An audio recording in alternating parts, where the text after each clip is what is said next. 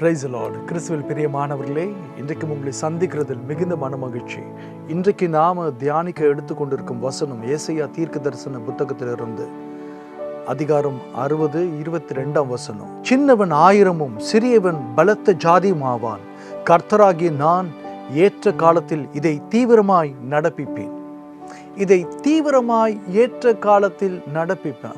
ஆண்டவர் நம்முடைய வாழ்க்கையில ஒவ்வொருவருக்கும் ஒரு நாளை ஒரு நேரத்தை குறித்திருக்கிறார். ஏற்ற காலத்தில் எந்த நேரத்தில் எது செய்யணும் சொல்லி அவருக்கு நல்லாவே தெரியும். அந்த நாளை நியமித்து நமக்காக காத்திருக்கிறாரு. நேரம் நெருங்கும் போது வேதம் சொல்லுது, ஏற்ற காலத்தில் அவர் நம்மை உயர்த்தும்படியா தீவிரமாய் செயல்படுவாராம். தீவிரமாய் நடப்பிப்பேன். அதுதான் இன்றைக்கு செய்தியினுடைய மையம். தீவிரம் என்றால் என்ன? விரைவாக செயல்படுவது, வேகமாக துரிதமாக செயல்படுது. ரொம்ப ஃபாஸ்ட்டாக செய்வாராம். கரெக்ட் டைமுக்கு ஃபாஸ்ட்டாக செய்வாராம். நிறைய பேர் என்ன நினைக்கிறாங்கனாக்கா, ஆண்டவர் எடுத்தாலும் ஸ்லோவாக தான் செய்வார் அப்படின்னு நினைக்கிறாங்க. அவர் நம்மளை அழ வச்சு பார்க்கணுன்னு ஆசைப்படுறாரு. எது இருந்தாலும் மெதுவாக தான் கொடுப்பாரு அப்படின்னு. ஆனால் அது சுத்த போயிங்க. உண்மையாகவே சொல்ல போனாக்கா நாம் தேவனுடைய வேகத்துக்கு நம்மால் ஈடு கொடுக்கவே முடியாது. அதை தான் இன்றைக்கு நாம் இந்த செய்தியில் பார்க்க போகிறோம். இது ஒரு சந்தோஷமான செய்தின்னு எடுத்துக்கங்க. காரணம், கர்த்தர் எந்த அளவுக்கு வேகமாக தீவிரமாக தம்முடைய ஜனத்திற்காக செயல்படுகிறார், எப்படி தீவிரமாக அவர்களை விடுவிக்கிறார், அவர்களை ஆசீர்வதிக்கிறார். சின்னவன் 1000 சிறியவனை பலத்த ஜாதியும் ஆக்குறாரு அப்படிங்கிறத நாம் இந்த செய்தியில் பார்க்க போகிறோம். இதை நீங்கள் விசுவாசிக்கும் போது கர்த்தர் ஏற்ற காலத்தில் உங்களுடைய வாழ்க்கையிலும் ரொம்ப நாள் காத்துட்டு இருக்கக்கூடிய உங்களை சோர்ந்து போகாதபடிக்கு தீவிரமாக ஃபாஸ்ட்டாக எல்லாத்தையும் முடிக்க போகிறார். ஆமென். எத்தனை பேர் விசுவாசிக்கணும்? ஒரு பெரிய ஹல்லேலூயா சொல்லுங்க. பழைய ஏற்பாடு புத்தகத்தில் யூதர்கள் ஒரு காரியத்தை அவர்கள் ஆசரிக்கும்படியாய், ஒரு ஃபெஸ்டிவலை அவங்க செலிப்ரேட் பண்ணும்படியா ஆண்டவர் சொல்லியிருந்தார். அந்த ஃபெஸ்டிவல் என்ன தெரியுங்களா? புளிப்பில்லா அப்ப பண்டிகை. அதை நீங்கள் கொண்டாட வேண்டும் என்று ஆண்டவர் சொல்லியிருந்தார். என்னடா இது, புளிப்பே இல்லாத ஒரு அப்பம், பிரெட்டு, புளிப்பு இருக்கக்கூடாதான். உங்களுக்கு தெரியுமா?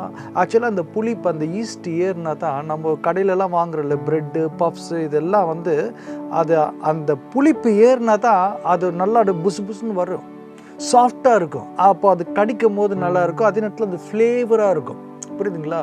புளிப்பு இல்லாத ஒரு அப்போனாக்கா அது வேஸ்ட்டு.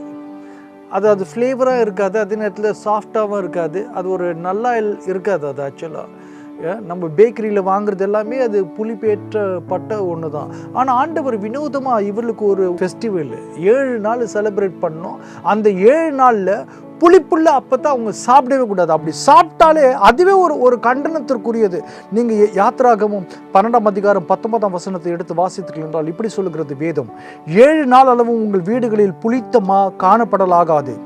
எவனாகிலும் புளிப்பிடப்பட்டதை புசித்தால் அவன் பரதேசியானாலும் சுதேசியானாலும் அந்த ஆத்துமா இஸ்ரவேல் சபையில் இராமல் அறுப்புண்டு போவான். எவ்வளோ ஸ்ட்ரிக்டாக ஆண்டவர் இருக்கிறாரு பாருங்க. என்னடா இது, அந்த அளவுக்கு ஒரு முக்கியமான ஒரு விஷயமா? புளிப்புள்ள அப்பத்தை யாராவது சாப்பிட்டுட்டாக்கா அவன் யாராக இருந்தாலும் என் ஜனத்தில் இருக்க முடியாது, அவன் என் சபையிலிருந்து, இஸ்ரவேல் சபையிலிருந்து அறுப்புண்டு போவான்னு சொல்லிட்டார். அந்தளவுக்கு ஒரு ஸ்ட்ரிக்ட்டு. 7 நாள் இதை செலிப்ரேட் பண்ணோம். 7 நாளும் இவங்க புளிப்பு இல்லாத அந்த நல்லா இல்லாத பிரெட்டு தான் சாப்பிட்ணுங்க. அது புசு புசுன்னு இருக்காது, சாஃப்டாக இருக்காது, ஒன்றும் இருக்காது, அப்படியே ஒரு மாதிரி இருக்கும். ஏன் இது ஆண்டவர் இப்படி ஒரு கட்டளையை அவங்களுக்கு கொடுக்கணுங்க? அதுக்கு பின்னாடி ஒரு சுவாரஸ்யமான ஒரு தகவல் இருக்குது. நிறைய பேர் சொல்லுவாங்க இது பரிசுத்தத்தை குறிக்குதுன்னு. அது ஃபிகரேட்டிவாக ஒரு சிம்பாலிசமாக இருந்தாலும் கூட ஒரு முக்கியமான விஷயம், எழுத்தின் பிரகாரமான லிட்ரல் மீனிங் அதுக்கு இருக்குது. தேவன் இப்படி கட்டளையிடுவதற்கு இந்த இஸ்ரவேல் ஜனங்கள் எகிப்து தேசத்தில் அடிமையாக இருக்கும்போது அங்கிருந்து ஆண்டவர் அவர்களை விடுதலை செய்து கானானுக்கு அழைச்சிட்டு போகணும்னு சொல்லும் போது அந்த காரியத்தை எப்படிதமா செஞ்சாரு? தேவன் தீவிரமா ஏற்ற காலத்தில் நான் இதை தீவிரமாய் நடப்பிப்பேன்னு சொன்ன தேவன் இஸ்ரவேல் ஜனத்தை விடுவிக்கும் போது தீவிரமா, வேகமா துரிதமா, ஃபாஸ்டா பண்ண ஆரம்பிச்சிட்டாரு. அப்போ அவங்களுக்கு கொஞ்சம் கூட டைம் கிடையாது எதையும் செய்யறதுக்கு. ஆக்சுவலாக ஒரு புளித்த மாவு, ஒரு பிரெட் நீங்கள் செய்யணுன்னாக்கா மாவை பிசைஞ்சு வச்சுட்டு அவர் கணக்கில் வெயிட் பண்ணணும். அவர் கணக்கில் வெயிட் பண்ணும்போது தான் அதுக்குள்ளே அந்த ஈஸ்ட் எல்லாம் கலந்து அதுக்குள்ளே புளிப்பு ஏறும். அப்போது அதுக்கு அவகாசம் கொடுக்கணும், டைம் கொடுக்கணும். அந்த டைம் ஆண்டவர் அவங்களுக்கு கொடுக்கல. புரியுதுங்களா? உடனடியா இப்பவே கிளம்புங்க அப்படின்னு சொல்லிட்டு என்னன்னு நீங்க அந்த யாத்திராகமம் 12ஆம் அதிகாரத்தை நீங்க எடுத்து வாசிங்கனாக்கா தெரியும். ஆண்டவர் சொன்னாரு, நீ அதை சாப்பிடும் போது அந்த புளிப்பில்ல அப்பத்தை நீ சாப்பிடும் போது பெல்ட் கட்டினும், கச்சை இருக்கணும் இடுப்புல, பாதரட்சை இருக்கணும் காலில், கையில ஒரு தடியை வச்சுக்கிட்டு அவசரமா சாப்பிடணும். சாப்பிட்டுட்டு உடனே அப்படியே ஓடுங்க அப்படின்னு சொல்லிட்டார். ஸோ அதை நினைவு கூறுவதற்காக தான் நான் என்னுடைய ஜனத்தை எப்படி எகிப்தின் அடிமை தனத்திலிருந்து பல ஆண்டுகளாக நீங்கள் அடிமை தனத்தில் அழுதுட்டு வாழ்ந்துட்டு இருந்த இடத்துல எப்படி நான் உங்களை விடுதலை செய்தேன். வேகமாக ஃபாஸ்ட்டாக என் ஜனத்தை நான் விடுதலை செய்தேன். எப்படி ஒரு பெற்ற தகப்பன் தன்னுடைய பிள்ளை நெருக்கத்தில் இருக்கும்போது, தீமையில் சிக்கி இருக்கும் போது, தன்னுடைய குழந்தை அழுதுட்டு இருக்கும் போது தகப்பன் எப்படி பரிதபித்து வேகமாக ஓடி போய் காப்பாற்றணும்னு துடிப்பாரோ, அதுபோல ஒரு அன்பு நிறைந்த தகப்பன் தான் நம்முடைய ஆண்டவராகிய இயேசு கிறிஸ்து. அவர் எப்போ நம்மளை காப்பாற்றி தூக்கின்னு போனோம்னு நினைக்கிறவர். அவர் எதையும் காலதாமதம் செய்யறதே இல்லை. அவருடைய வேகத்துக்கு தான் நாம ஒத்துழைக்க வேண்டியதா இருக்குது. ஸோ இதை நினைவு கூறுவதற்காக தான் இஸ்ரவேல் ஜனங்களுக்கு சொன்னாரு, நீங்க 7 நாள் புளிப்பில்லா அப்ப பண்டிகையை கொண்டாடுங்க. இதை கொண்டாடும் போதெல்லாம் நீங்க ஞாபகம் வச்சுக்க வேண்டிய விஷயம், உங்களுக்கு அப்பம் புளிப்பாவதற்கு கூட நான் நேரம் கொடுக்கல, ஃபாஸ்ட்டாக உங்களை நான் டெலிவரி பண்ணேன், நான் உங்களை விடுதலை செஞ்சுட்டேன் அப்படிங்கிறத நினைவு கூறுங்க அப்படிங்கிறதுக்காக தான் அந்த காரியத்தை செய்தார். ஆதியாகமம் 19ஆம் அதிகாரத்தில் கூட ஒரு சுவாரஸ்யமான சம்பவத்தை நம்ம பார்க்குறோம். அங்கே லோத்துனுடைய குடும்பம், அவருடைய மனைவி, 2 மகள்கள் இருக்கிறாங்க. சோதம் கொமோரா பட்டணம் அது அக்கிரமம் மிகுதியாக இருந்தபடினால் தேவன் அந்த பட்டணங்களை அழிப்பதற்காக முடிவெடுத்து விட்டார். ஆனால் லோத்துவையும் அவனுடைய குடும்பத்தாரை மாத்திரம் அதிலிருந்து பிரித்தெடுத்து காப்பாற்றும்படியா தேவன் தம்முடைய தூதர்களை அனுப்பும் போது வேதம் சொல்லுது, ஆதியாகமம் 19ஆம் அதிகாரம் 16லிருந்து 20 வரையிலான வசனங்கள் நீங்க எடுத்து அப்புறமேட்டு வாசிங்க. ஒரு சில பாயிண்ட்ஸ் மட்டும் நான் கொடுக்குறேன். அவன் தாமதித்து கொண்டிருக்கும் போது கர்த்தர் அவன் மேல் வைத்த இரக்கத்தினாலே அந்த புருஷர் தேவ தூதர்கள் என்ன செய்தாங்கன்னாக்கா, இவனுடைய மனைவி, இவனுடைய 2 மகளுடைய கரங்களை பிடித்து வெளியே கொண்டு போய் விட்டார்கள். ஆண்டவருடைய வேகத்துக்கு இவங்களால ஈடு கொடுக்க முடியல. ஆண்டவர் சொல்றாரு, இப்போ சோதம் கொமோரா உன்னை அழிக்க போறேன், உன்னை காப்பாற்ற போறேன், ஃபாஸ்டா வா அப்படின்னாக்கா அவனுக்கு அந்த வேகம் இல்லை, கால தாமதம் பண்றான். ஆண்டவரை கையை பிடிச்சி வெளியே கொண்டு போய் விட்டுட்டார். அதோடு முடிஞ்சதான்னா கிடையாது. அவர்களை வெளியே கொண்டு போய் விட்ட பின்பு அவர், உன் ஜீவன் தப்பும்படி ஓடிப்போ, பின்னிட்டு பாராது, இந்த சமபூமியில் எங்கே நில்லாது, நீ அழியாதபடிக்கு மலைக்கு ஓடிப்போ என்றார்.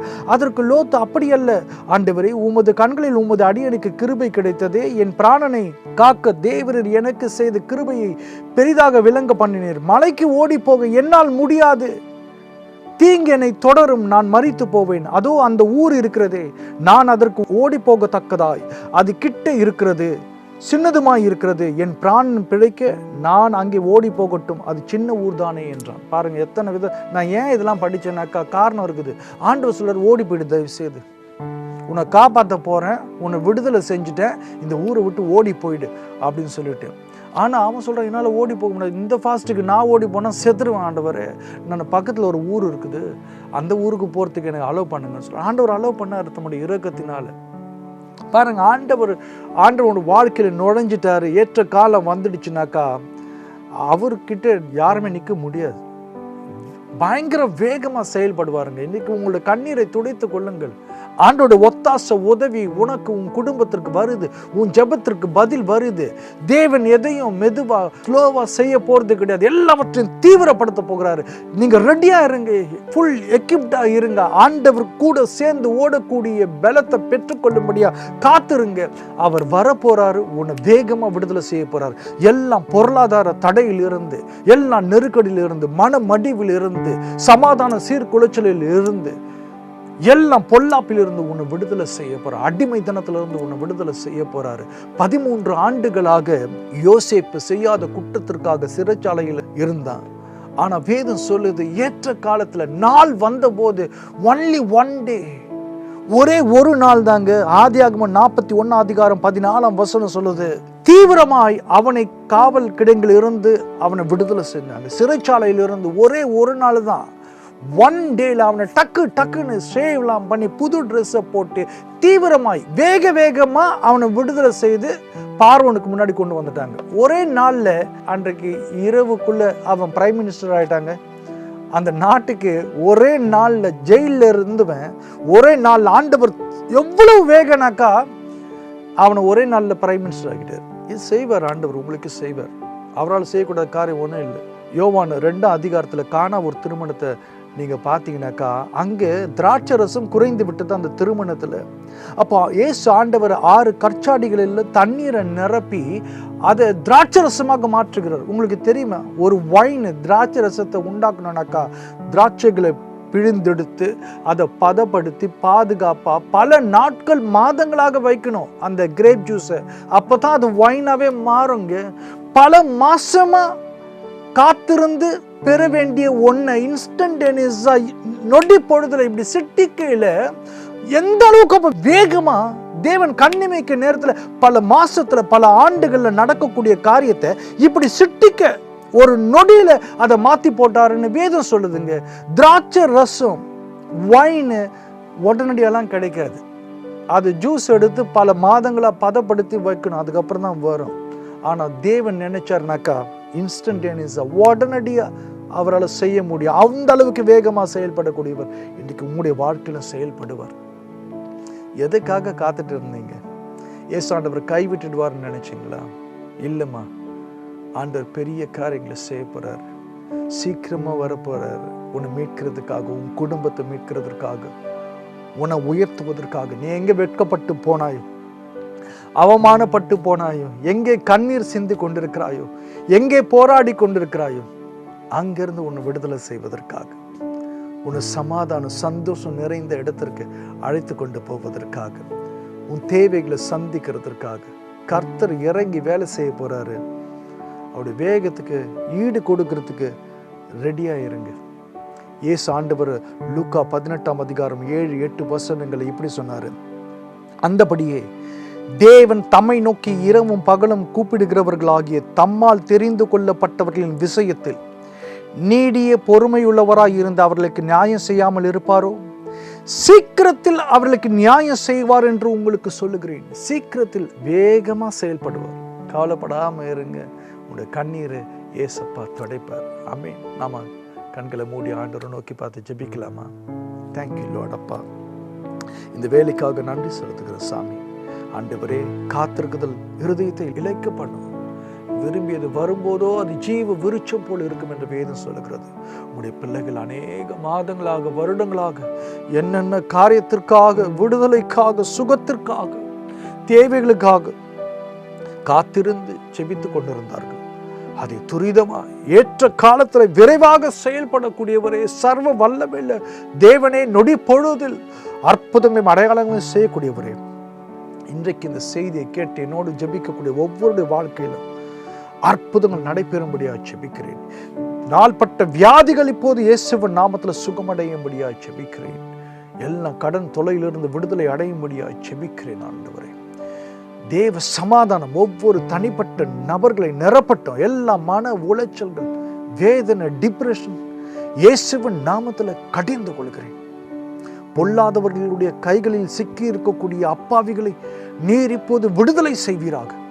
வேலை ஸ்தலத்துல தேவையற்ற நெருக்கடிகளை, மனக்கசப்போடு வேலை செய்யக்கூடிய இடங்களில் தேவ சமாதானம் இறங்கட்டும். இந்த பிள்ளைகளுக்கு எதிரான எந்த ஆயுதமும் வாய்க்காதே போகட்டும் சாமி. எல்லாம் வாலிப பிள்ளைகள், வீட்டில் இருக்கக்கூடிய வாலிப பிள்ளைகள், சிறு பிள்ளைகளை தொடர்ந்து தேங்க்யூ லார்ட். இந்த ஜெபத்தை கேட்கறதுக்காக நன்றி. இயேசுவின் நாமத்தில் ஜெபிக்கிறோம் எங்கள் ஜீவனுள்ள நல்ல பிதாவே. ஆமேன், ஆமேன். God bless you all. பிரியமானவர்களே, ஒருவேளை நீங்கள் சென்னையில் இருந்தீங்கன்னாக்கா என்னுடைய மாதாந்திர கூட்டங்கள் சென்ட் ஜார்ஜ் ஸ்கூலில் பச்சைப்பெண் கல்லூரி எதிரில் ஒவ்வொரு ஞாயிற்றுக்கிழமை 3வது 4வது ஞாயிற்றுக்கிழமைகளில் மதியம் 1 மணி முதல் நடக்குது. வந்து கலந்து கொள்ளுங்கள். என்னுடைய யூடியூப் ஃப்ரெட்ரிக் சில்வஸ்டர்ங்கிற பேரில் இருக்குது. போய் பாருங்க. ஆண்டவர்களை ஆசீர்வதிப்பார். ஆமென். கிறிஸ்து ஆறுதலின் தேவன் ஊழியங்கள் கடந்த 20 ஆண்டுகளுக்கு மேலாக இயேசுவினுடைய நற்செய்தியை அநேகருக்கு அறிவிக்கும் பணியில் இருந்து வருகிறது. நீங்களும் எங்கள் மாதாந்திர கூட்டங்களுக்கு வந்து கலந்து கொள்ளும்படி அன்புடன் அழைக்கின்றோம். ஜெப விண்ணப்பங்கள் இருந்தால் எங்களை தொடர்பு கொள்ளலாம். இயேசு கிறிஸ்து கொடுக்கக்கூடிய ஆறுதலையும் ஆத்ம ரட்சிப்பையும் அநேகருக்கு பகிர்வோம். கர்த்தர் உங்களை ஆசீர்வதிப்பாராக.